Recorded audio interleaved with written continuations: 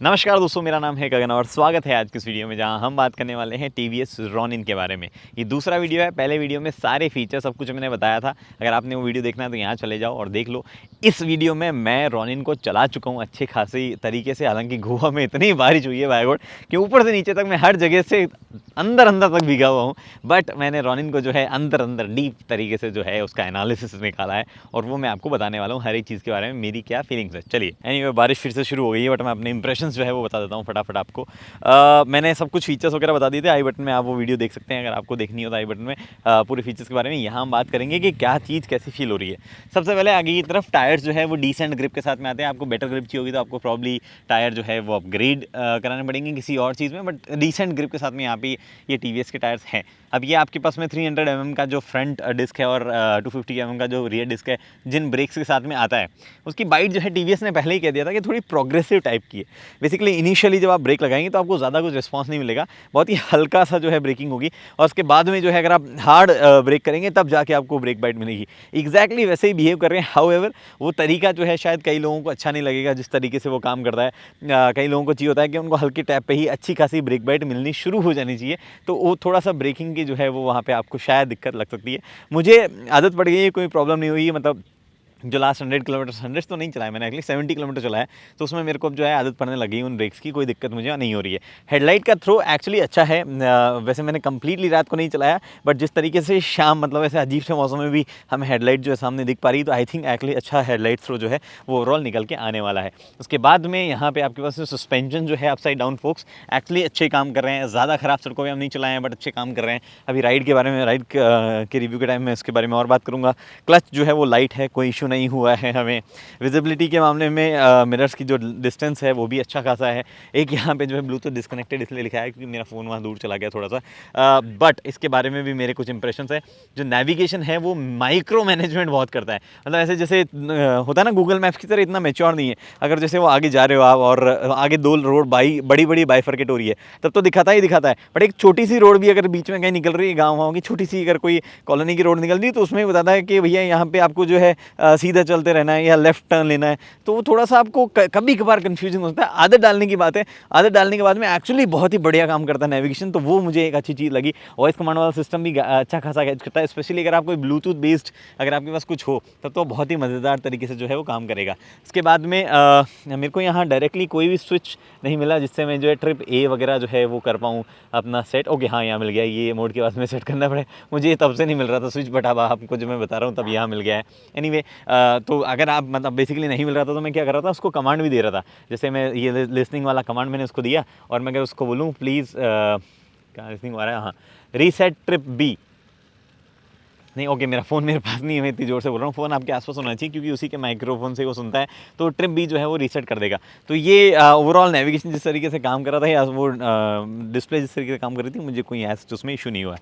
फिर बात आती है लुक्स के बारे में। तो देखो लुक्स जो है ओवरऑल गाड़ी के थोड़े अलग हैं, ये बात मैं एक्सेप्ट करूँगा।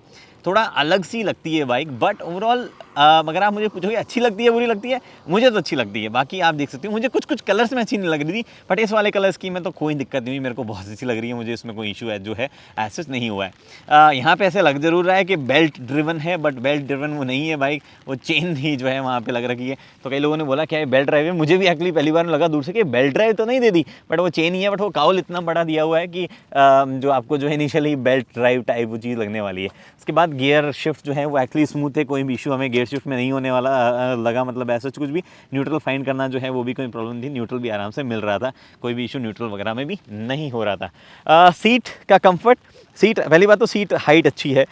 ये आप 785 समथिंग सीट हाइट है, 795 समथिंग, तो वो सीट हाइट है। और ये सीट का ओवरऑल कंफर्ट जो है वो भी अच्छा हमें ओवरऑल लगा, क्योंकि मतलब मैंने चलाया और जो मेरा कैमरा पर्सन उन्होंने चलाया, तो जिस तरीके से ब्रॉड वगैरह है बैठने के हिसाब से एर्गोनॉमिक्स अच्छे हैं। थोड़ा सा ऐसे अपराइट आप बैठते हो तो उस तरीके से कोई प्रॉब्लम नहीं है। अगर आप मतलब प्रॉपर क्रूज़र टाइप की सीटिंग अगर एक्सपेक्ट कर रहे थे तो वैसा कुछ यहाँ पे जो है अनफॉर्चुनेटली आपको नहीं मिलेगा।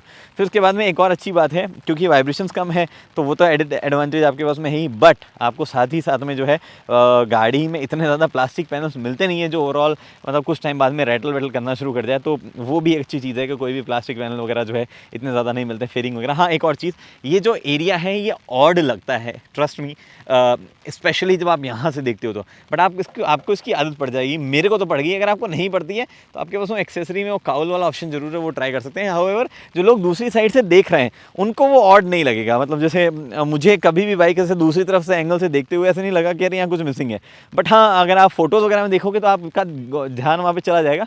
बट इन पर्सन ऐसे जो है कोई भी ऑड चीज़ जो है वहाँ पे बाइक में नहीं लग रही है। एक और चीज़ यहाँ पे जो है आपके पास में हैंडल बार में, मतलब इसके बारे में मैं बताना भूल गया कि इसके कुछ कंट्रोल जो यहाँ दिए गए हैं वो बेटर होता है अगर हैंडल बार पे ही दिए जाते तो ज़्यादा बेहतर और मतलब जो है ना प्रॉपर इंटीग्रेटेड रखता है। क्योंकि आएगी तो ये सारे वेरिएंट में ही। हे गगन चौधरी बोल रही है भाई, मेरा नाम लिखा रहा है। एनीवे तो आएगा तो ये सारे वेरिएंट में, तो बेटर है कि कंट्रोल जो वो इंटीग्रेटेड ही ओवरऑल दिए जाते हैं। और ऑल्सो ABS के यहाँ पे मोड्स जरूर दो है आपके, उसमें रेन और अर्बन जो कि आप चेंज कर पा रहे हैं। बट ABS स्विचेबल नहीं है, जो कि एक थोड़ा सा ऐसी चीज़ है। अगर आपको बहुत ज़्यादा ऑफ रोडिंग वगैरह जाना होगा तो फिर आप लोअर ट्रिम लेना है जिसमें सिंगल चैनल ABS आता है, तो आप में रियर में ABS आएगा ही नहीं। वो काफ़ी हेल्प करता है कई सिचुएशन में।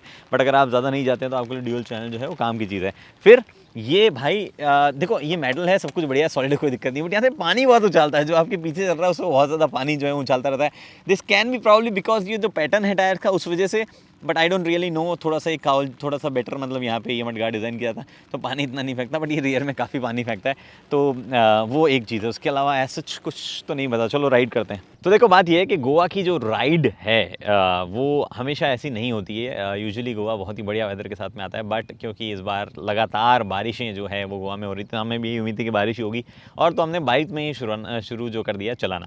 अभी 2-3 चीज़ें मुझे इंपॉर्टेंटली टेस्ट करनी थी कि ओवरऑल इंजन जो है वो कैसे बिहेव करता है, गाड़ी की वाइब्रेशंस वगैरह कैसे हैं। राइड और हैंडलिंग के बारे में मुझे TVS पे ज़्यादा शक नहीं था, हालांकि राइड मुझे फिर भी टेस्ट करनी थी। और साथ ही में जो इंस्ट्रूमेंट कंसोल हमें दिया गया है उसमें जो नेविगेशन वगैरह है वो क्या कुछ कैसे काम करता है। तो सबसे पहले नेविगेशन वगैरह पे तो देखो मैं कमेंट ऑलरेडी आपको बता चुका हूँ। बट अब बात कर लेते हैं कि ओवरऑल राइड वगैरह कैसी लग रही थी। देखो बाइक की राइड जो है वो काफ़ी अच्छी है। मतलब छोटे मोटे गड्ढे जो हैं उसमें सस्पेंशन अच्छी तरीके से जाते हैं। हालांकि गोवा में हमें कहीं ज़्यादा बड़े गड्ढे या बहुत ही ज़्यादा गड्ढों वाली सड़क ऐसे देखने को नहीं मिली, ना ही हमने ऑफ रोडिंग करने की ऐसा कोई कोशिश की, क्योंकि बारिश इतनी हुई थी कुछ भी प्रेडिक्ट नहीं किया जा पा रहा था। लेकिन गाड़ी की हैंडलिंग बहुत अच्छी है, काफ़ी लाइट फील होती है। दो गाड़ी का वजन वैसे ही कम है, 160 kg है। बट ओवरऑल जिस तरीके से मतलब आप जो अगर हल्का फुल्का टर्न वगैरह भी कर रहे थे तो वहाँ पे भी ऐसा कोई हैवी चीज़ फील नहीं हो रही थी।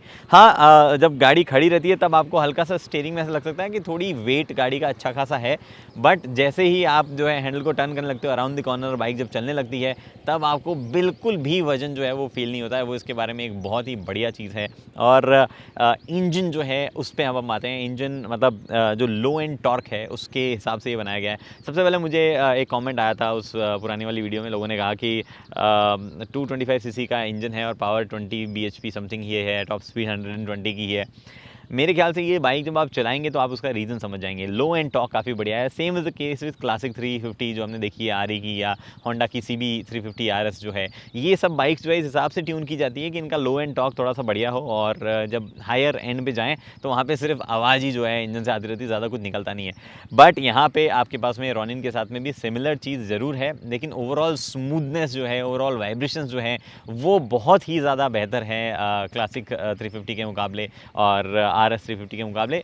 लेकिन RS 350 और क्लासिक 350 थोड़ी सी ज़्यादा हैवी भी है, थोड़ी सी ज़्यादा पावरफुल भी है, तो वो डिफरेंस जो है आपको फील हो जाएगा। अगर आपको चाहिए एक बाइक जिसमें वो हैवीनेस, जिसकी रॉ पावर थोड़ी सी फील होती रहे, तो आप फिर भी शायद अभी भी क्लासिक 350 की तरफ जाएंगे। बट अदरवाइज़ आपको अगर रियलाइजेशन हो कि ये गाड़ी 225 cc में इतनी ही पावर निकालती है, बट उसके बावजूद जो कैरेक्टरिस्टिक्स है इंजन के कि लो स्पीड पे पिकअप ले लेती है, आप अपने 5th गियर में जो है एज लो एज 35 भी राइड कर सकते हैं, और आप जो है उसको एज हाई एज 110 भी जो है ले जा सकते हैं। 120 वैसे टॉप स्पीड है, बट 110 तक कंफर्टेबली जा रही थी बाइक।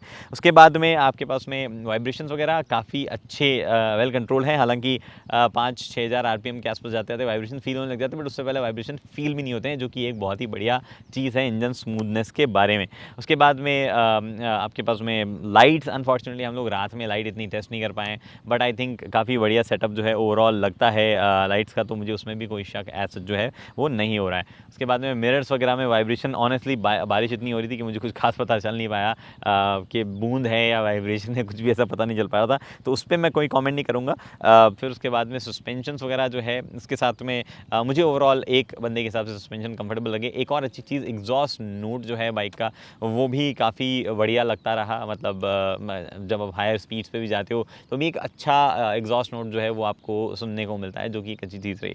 होल एंड सोल मेरे ख्याल से बाइक उन लोगों के लिए है जो भी लोग चाहते हैं कि हमें राइड वाइड करना है। हाँ, एक और प्रॉब्लम बाइक के साथ में वो ये कि जब आप हायर स्पीड्स पे होते हैं, 90-95 होते हैं, तो फिर ना ऐसे गाड़ी रेव ज़्यादा करती है। तो आई थिंक वहाँ पे 6th गियर जैसा कुछ जो है मतलब आपको डिमांड करते रहेंगे कि प्रॉब्ली 6th गियर दे दिया जाता तो बढ़िया होता। तो वो एक ऐसा स्पॉट है, मतलब अगर आप क्रूजिंग करनी है आपको 95-100, तो वहाँ पे थोड़ा सा आपको लगता रहेगा कि गाड़ी को रेव करके रखना है। मतलब वहाँ वो बिहेवियर हो जाता है जो कि आपने अपाचीज़ वगैरह में देखा था कि वो रेव ज़्यादा करते हैं, हायर आरपीएम पे उनमें पावर होती है। यहाँ पे लो एंड टॉर्क था तो प्रॉब्ली 6th गियर के साथ में भी जाया जा सकता था, बट टीवीएस ने सोचा कि शायद 5 गियर ही काफ़ी, आई डोंट नो उन्होंने ऐसा क्यों सोचा।